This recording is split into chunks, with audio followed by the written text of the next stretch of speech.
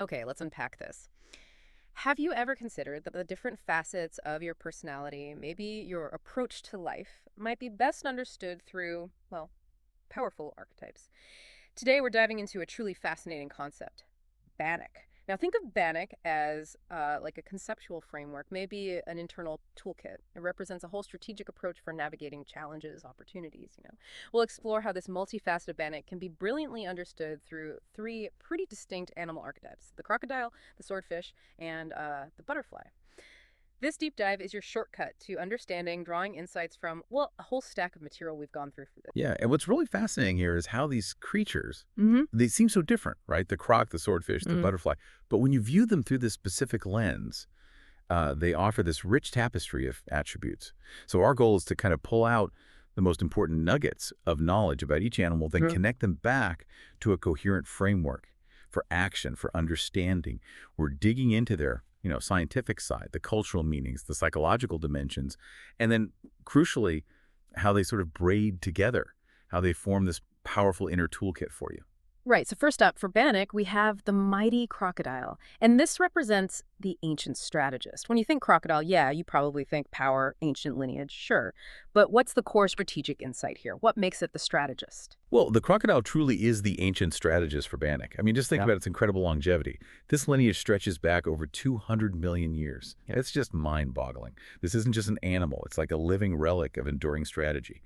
And this primal, almost, unfathomable antiquity, it really speaks volumes about foundational wisdom. It gives it that old soul quality, which allows for this really profound, long-term strategic outlook. That sense of deep time, yeah, Yeah. like an ancient presence, it definitely feels like it's informing a certain kind of strategy. How does that show up in its physical nature or its behavior? It absolutely does. It's reflected in its absolute mastery of stillness.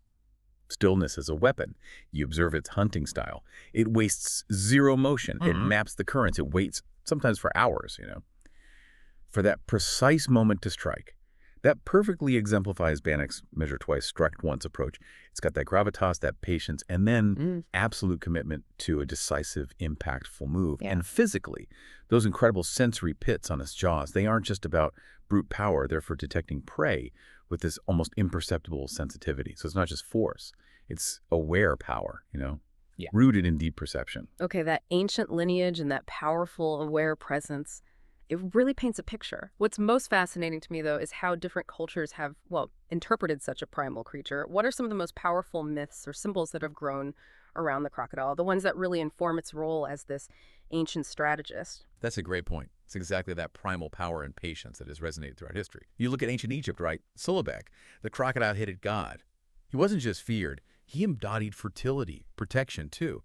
That duality really resonates with Bannock's strategic depth. And then you go to Mesoamerica, you have Cipacli, this primeval crocodilian earth monster.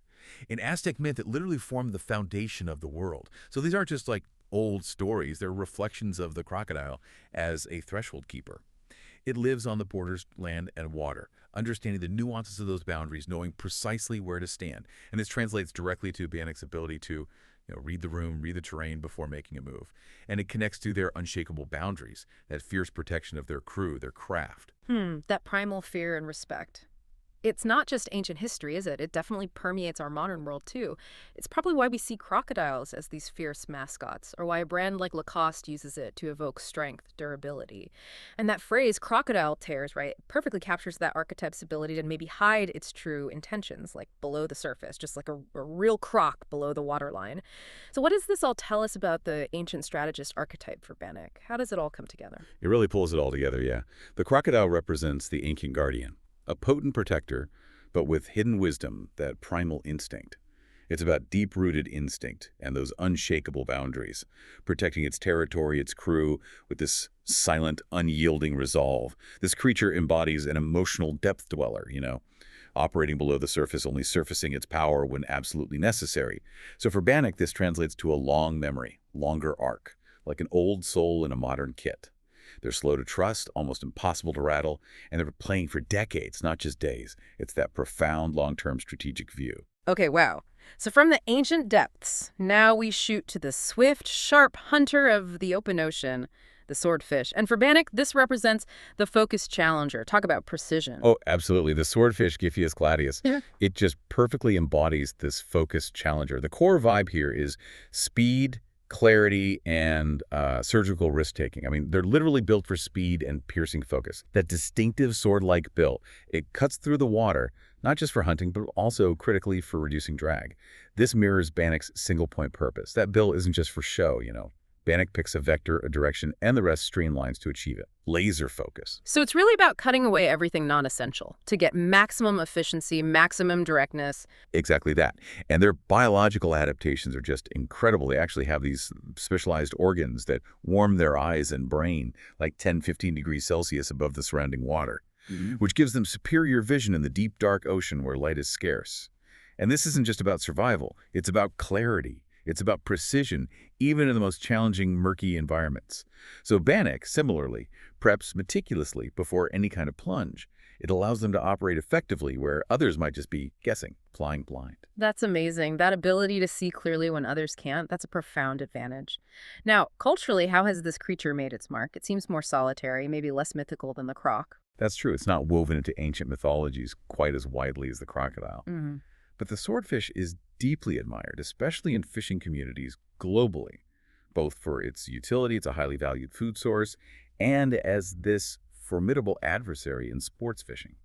So that perception of a worthy challenger, combined with its often solitary nature, it highlights Bannock's trait of being solo but not isolated. Yeah.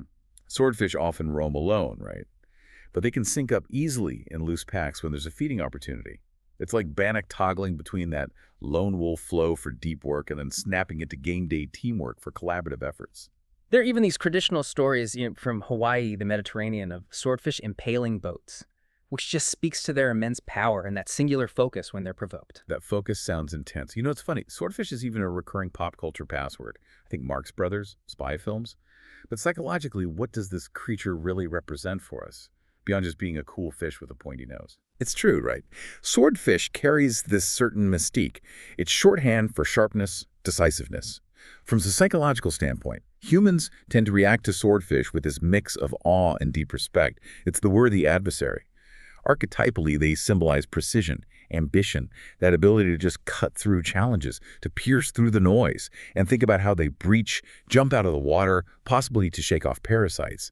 Bannock often seeks those clean exits, surfacing to shed baggage, reset, and go again, maintaining that clarity, that efficiency. That makes perfect sense for the focus challenger. Okay, and now, for a completely different vibe altogether, the butterfly. Often seen as delicate, beautiful, sure.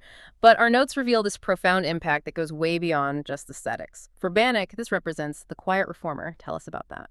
It does, beautifully. The butterfly as the quiet reformer. It brings this core vibe of renewal, finesse, and maybe signaling change without shouting about it. Just think of its life cycle. Many lives in one life. That journey from caterpillar to chrysalis to the winged adult. This represents Bannock iterating identities, not in a slaky way, no, but with this almost seasonally precise understanding of when to adapt, when to transform. It's a testament to the power of internal evolution. So it's about profound, maybe incremental change, rather than a sudden, forceful shift like the swordfish might represent. Exactly. Yeah. Despite looking delicate, butterflies profoundly change ecosystems.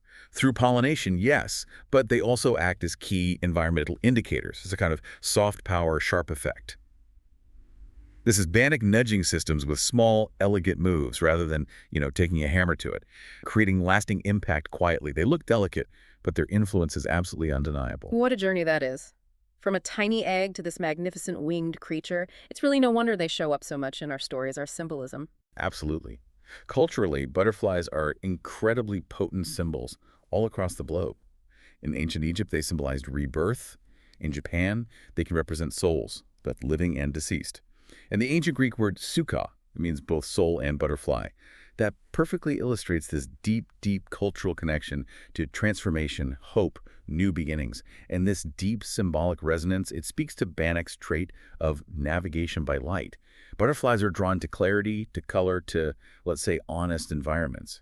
So when the light shifts, Bannock moves. There's no drama, Just a quiet drift toward better, a quiet, efficient evolution. And we see them everywhere in pop culture, too. From the very hungry caterpillar, which everyone knows, to the butterfly effect in movies and science. This creature really is everywhere. What's its deeper meaning for us psychologically? Especially thinking about this quiet reformer role. Well, it's such a ubiquitous symbol, partly because humans generally connect with butterflies with warmth, right? Not fear, like the crocodile, maybe. They're seen as inspiring, often are inspiring. They serve as powerful archetypes for transformation, yes, but also fleeting beauty, the soul, personal growth. And the butterfly effect itself, that idea where a tiny, small change can have massive, unforeseen consequences down the line, that perfectly encapsulates Bannock's quiet reformer energy. It's about making those small, elegant interventions that compound over time, leading to really significant positive shifts without a lot of fanfare. Okay. So we have the ancient strategist, the crocodile, the folk challenger, the swordfish, and the quiet reformer, the butterfly. Now, this is where it gets truly insightful for me. How do these powerful, very different forces actually work together? How do they braid inside this Bannock framework? Ah, yes, the braid. This is where the magic really happens, I think, where the sum becomes much greater than its parts. These three energies, they don't operate in isolation within Bannock. They complement each other. They empower each other. So the crocodile sets the tempo. It brings that foundational patience, that deep situational awareness. It tells Bannock, wait, read the situation, hold the line. It's the deep, slow pulse of strategy. Then the swordfish sets the vector. Okay, once the tempo feels right, the swordfish energy guides Bannock to choose your target, accelerate, commit. It's the decisive action, right? The focused execution that cuts through distractions and noise. And finally, the butterfly sets the ethic. This is where refinement and maybe purpose comes in. It tells Bannock to transform, lighten the load, leave places better than you found them. It ensures that the strategy and the action lead to positive, lasting impact and growth, not just, picking a box or winning a skirmish. Wow, okay. That integration, crocodile, tempo, swordfish vector, butterfly affect, that's really key. Now, to really cement this for our listeners, could you maybe break down the practical application a bit further? How do we know when to tap into each of these? When do I need to be the croc versus the swordfish or the butterfly? Excellent question, because the application is everything, isn't it? Okay, so think about it like this. For high-stakes calls or situations where you really need to protect your time and resources, that's when you channel the crocodile. This means you need to go still, observe carefully, guard your resources fiercely, and crucially, have the courage to say the hard no when needed. Protect your territory. Now, when you're facing tight deadlines or direct competition, that's prime swordfish time. You need to narrow your scope, get laser-focused, slice through obstacles with precision, and just sprint clean towards your goal. No wasted energy. And then for situations involving culture, relationships, or your own personal growth, that's when you channel the butterfly. This is about making those small, beautiful, incremental changes that compound over time, fostering renewal, improving the environment, leaving things better than you found them, gently. This deep dive really does give us a fantastic mini playbook to carry forward. That's super helpful. Could you give us some fast, usable cues, things we can remember and apply almost immediately? Yeah, absolutely. To put it into immediate practice, maybe consider a 3-beat check before launching into any major endeavor or even just a tricky meeting. Ask yourself, 1, is the current clear? That's your crocodile sense reading the room, the situation. 2, do I have a clear course? Your swordfish focus, what's the specific goal? And 3, what's the cost or the beauty of this action? Your butterfly ethic, what's the impact? Is it constructive? And the rule here is pretty simple. If any of those answers feel murky or unclear, maybe pause. Don't launch just yet. For visual anchors, you could think of totem cues. Maybe a matte green or an earth tone helps ground you in that crocodile patience. A sharp, brushed steel line could remind you of swordfish focus and precision. And maybe a subtle pop of color, somewhere visible only to you, gives you that butterfly permission to evolve, to adapt. And maybe think about your default stance in challenging situations. Aiming to be poised, that's crocodile patience, pointed, swordfish clarity, and kind, butterfly stewardship and ethics. Poised, pointed, kind. I like that. And finally, a motto to pocket. Give us something short, sharp, memorable to take away. Okay, a powerful little motto to carry with you, encapsulating the braid, could be hold, cut, lift. Yeah. Hold your ground, hold your principles, that's the crocodile. Cut the noise, cut to the chase, that's the swordfish. Yeah. Lift the room, lift the standard, that's the butterfly. Hold, cut, lift. Brilliant. What an incredible deep dive this has been into these animal archetypes and their real power to shape our approach. We've really seen how that ancient patience of the crocodile, the focused precision of the swordfish, and the gentle transformative power of the butterfly can combine, how they can create a truly effective and impactful way of being in the world. And remember those practical takeaways, that 3-beat check for clarity before you act, the totem cues for grounding and focus, and that really powerful motto, hold, cut, lift. And maybe if we connect this to the bigger picture for everyone listening, just consider which of these 3 animal energies you tend to default to most often. Are you naturally more croc-like in your patience? Maybe more swordfish sharp in your focus? Or perhaps more butterfly gentle in your approach to change? And then maybe reflect on which one you might need to consciously cultivate a bit more in your life, to achieve a more balanced, more effective personal strategy. It really raises an important question, I think. What part of your inner landscape could benefit from, well, a little more croc, a little more swordfish, or maybe a bit more butterfly today? Great question to end on. Keep exploring, keep integrating, and keep making those deep dives into knowledge.